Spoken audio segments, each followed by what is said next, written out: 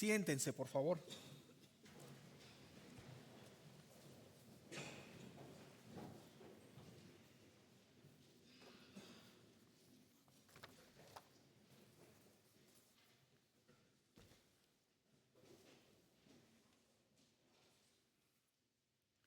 A lo largo de muchos años, sobre todo cuando era yo niño y después adolescente, mis papás nos recogían a principios de diciembre, algún día lo más temprano posible, terminando la escuela. Entonces íbamos los cuatro en la camioneta que teníamos y nos íbamos a Meca Meca.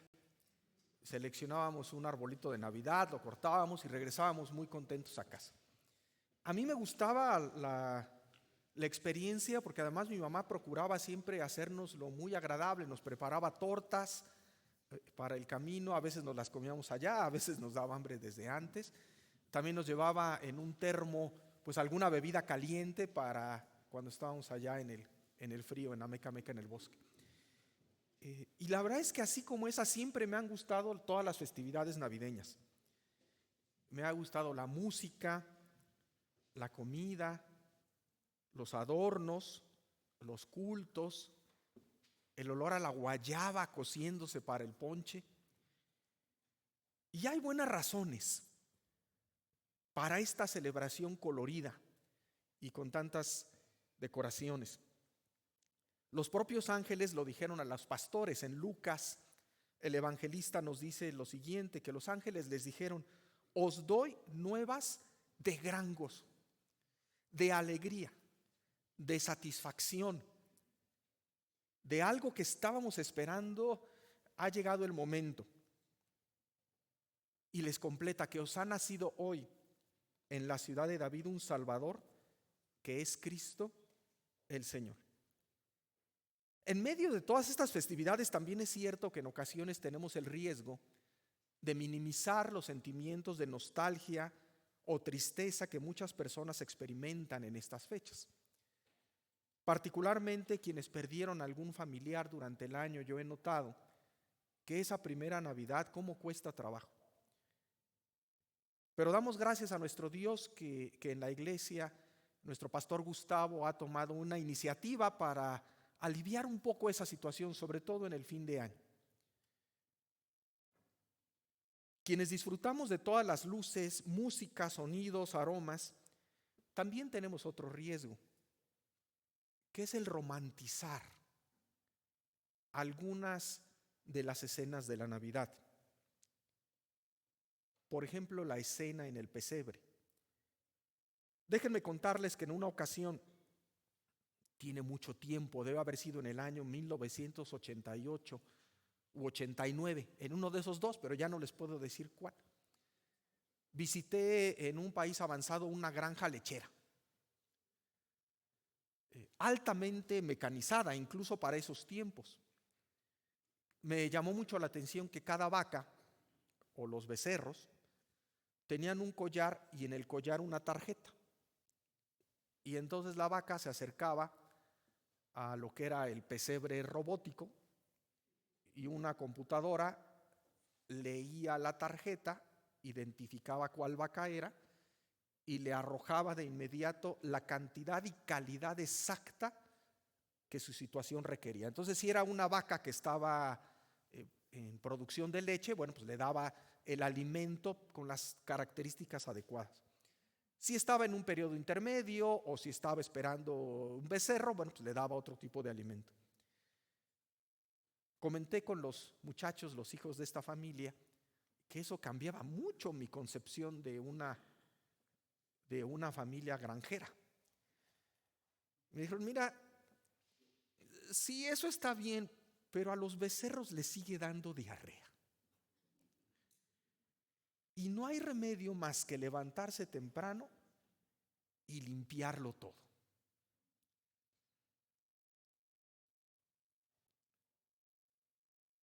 Y ahí es donde quiero llamar su atención, que no romanticemos excesivamente el pesebre.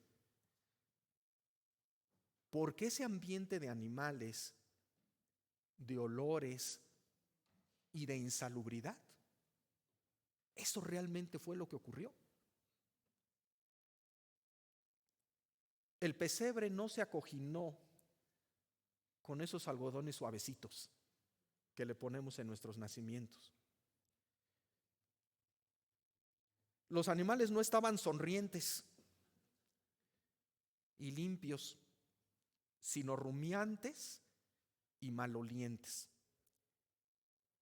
A Jesús no lo vistieron con los ropajes de satín que después vemos un poquito más adelante en febrero, sino que su madre tuvo que encontrar retazos de tela que estuvieran a la mano para envolverlo, tal cual como como envolvemos a los niños en México, así como tamalitos.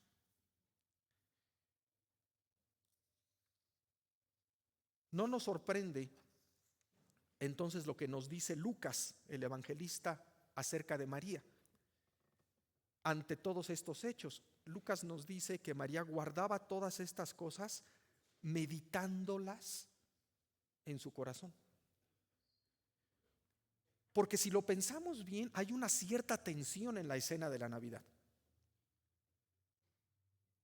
En una visión superficial y provisional, déjenme decirlos, algo no me cuadra. Porque el ángel, cuando le anunció a María lo que iba a suceder, le dijo: y darás a luz un hijo, y llamarás su nombre Jesús. Pero después escuchen, este será grande y será llamado Hijo del Altísimo, y el Señor Dios le dará el trono de David, su padre, y reinará sobre la casa de Jacob para siempre, y su reino no tendrá fin. Un gran rey. De hecho, cuando los magos llegaron poco después, lo buscaron en el palacio real en Jerusalén. En la nomenclatura, en la concepción de los judíos, el Hijo del Altísimo no era otro que Dios mismo. Eso es lo que el ángel le anunció a María. Y quisiera que nos detuviéramos un momentito. Busquen ahí de nuevo en sus himnarios el himno que acabamos de cantar, el número 72. No lo vamos a cantar de nuevo. Solamente quisiera leerles de nuevo la segunda estrofa. Por ahí sigan ustedes con su mirada, para de alguna manera decirlo sin que la música nos enmascare un tanto la letra. Escuchemos qué es lo que estaba sucediendo. El que es Hijo eterno del eterno Padre y Dios verdadero que al mundo creó, al seno humilde vino de una madre. Qué distinto cuando no nos distrae incluso la música. Esto es lo que el ángel le anunció a María y es lo que estaba sucediendo. Un evento histórico único de la mayor trascendencia ocurrió en la Navidad. Su importancia es inconmensurable. Que el Señor, el Rey, el Creador, en la segunda persona de la Trinidad, tomara la naturaleza humana y viniera al mundo entre nosotros, sus criaturas. Y sin embargo, no encontraron ni siquiera un lugar en el mesón.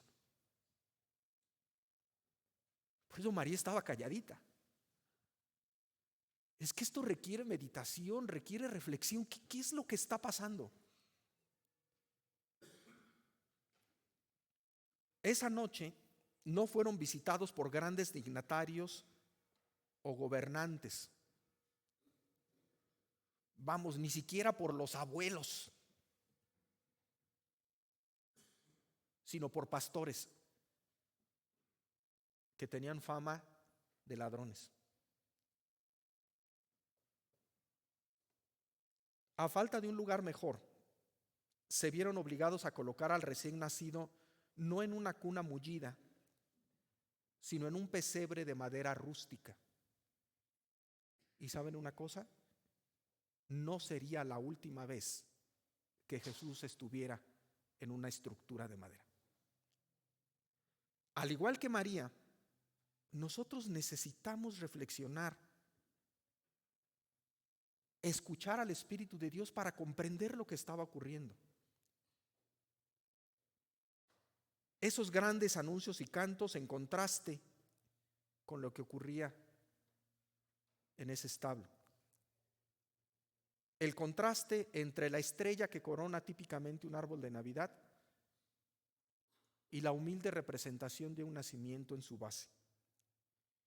El ángel había anunciado primero a María lo que iba a ocurrir. Ella lo contó a José, a su desposado, y entonces fue que José recibió revelación de parte de Dios ya él mismo, con un mensaje complementario al que le habían dado a María. A José le dijo el ángel en sueños lo siguiente: no temas recibir a María tu mujer, porque lo que en ella es engendrado del Espíritu Santo es. Y dará a luz un hijo y llamará su nombre Jesús, porque él salvará a su pueblo de sus pecados. Al igual que a María, el ángel le revela a José que es un nacimiento extraordinario porque no hay intervención de ningún varón. Es un nacimiento virginal. Pero el énfasis está más en la misión del niño, que le dice: salvará a su pueblo de sus pecados. El pecado es esa rebelión en contra de Dios. Comienza cuando decidimos dudar de lo que Dios nos ha dicho. Y entonces decidimos que nosotros mismos determinaremos lo que es bueno, lo que es malo, y que seguiremos nuestro propio derrotero. Tarde o temprano nos encontramos extraviados. La Biblia lo describe como ovejas que no tienen pastor, entre los espinos, en los fracasos, en la soledad, en el orgullo.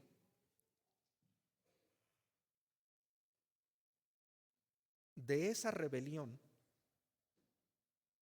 es de la que Jesús vino a salvarnos.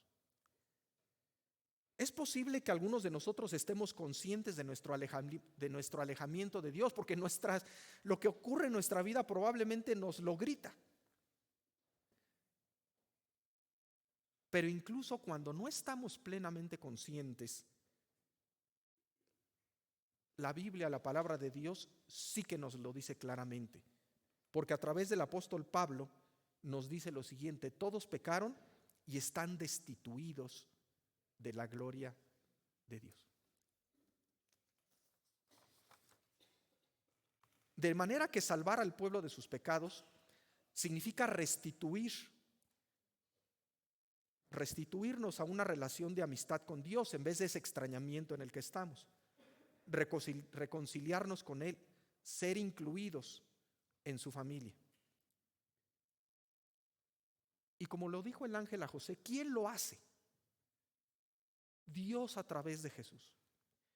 Dios es quien toma la iniciativa. Él es quien, amándonos, se decide venir al rescate. Y lo consigue a través de Cristo. Porque el ángel lo dijo: salvará al pueblo de sus pecados. Y enfatizo, es Dios quien lo realiza absolutamente todo lo necesario. El apóstol Pablo también nos dice que Dios nos da este regalo de la salvación gratuitamente, y luego repite: por su gracia. ¿Y qué significa gratuito? Sin mi esfuerzo, sin que a mí me cueste. No podría pagarlo. Sin mis ritos, sin mis ceremonias, sin mi nada, sin costo. Gratuitamente. Y esto que le anunció el ángel a José requiere todavía un poquito más de profundidad, más reflexión, tal como la tuvo María en esa noche. Porque en la mente de cualquier judío, como José, a quien el ángel le habló, la remisión, es decir, el alejamiento, el enviar los pecados fuera del pueblo, siempre requería un sacrificio. No había otra manera. Desde la ley, después Hebreos nos lo dice de esta manera, que sin derramamiento de sangre no hay remisión de los pecados. Y eso estaba profundamente en la ley y en la mente de todos esos primeros hombres, de esas primeras mujeres que escucharon el mensaje.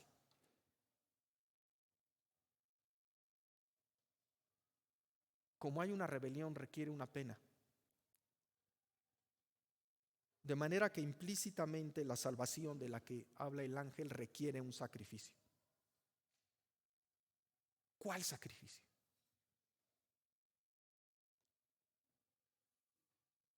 Que 33 años más tarde, Jesús, quien estuvo constreñido por pañales en una cuna de madera,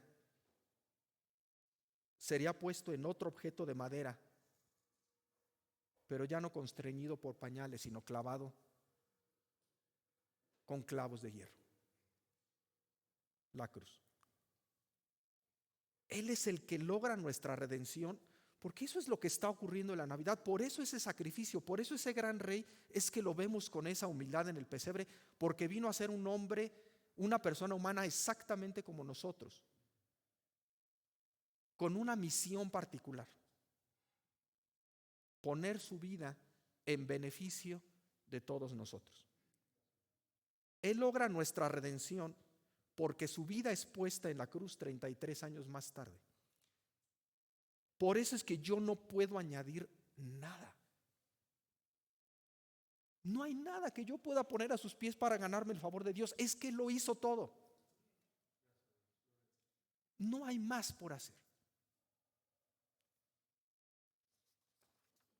En la Navidad, entonces, vemos todo esto. Ahí en esa escena. Y en el anuncio a María hay todavía algo más que debemos considerar. Si es cierto que el ángel le prometió esas grandes cosas y muchas se vieron desde la primera noche, nunca en la historia ha habido otro anuncio de nadie por un coro de ángeles. Nunca lo ha habido, excepto en esa ocasión. Ahí vemos esa grandeza, pero hay más, porque el ángel también le dice a María que el reino de Jesús no tendrá fin. Predicador, algunos me dirán, y con razón, pero acabas de decirnos que murió en una cruz. Sí. Pero al tercer día, por el poder de Dios, venció a la muerte. Por eso su reino no tiene fin. Porque venció a la muerte después de poner su vida por cada uno de nosotros. Y sí, en este silencio que hoy tenemos, es necesario que cada uno de nosotros escuche esa voz de Dios a través del Espíritu Santo que habla al corazón de cada uno. Y que en este mismo momento nos está señalando a la realidad de estos eventos históricos y de que Dios habla al corazón de cada uno. Y nos dice: ven, porque vine por ti.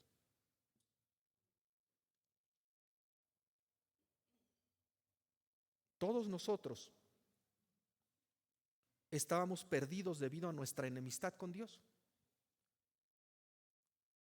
Pero Él toma una iniciativa de importancia cósmica. Envía a su Hijo como hombre a un pesebre para morir después en una cruz por nosotros y así ganarnos la reconciliación con nuestro Creador.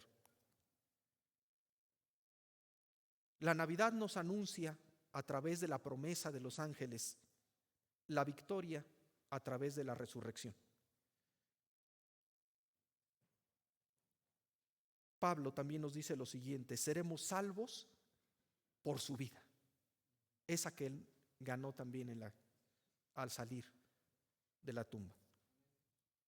¿Quisieras tú hoy tener esta vida plena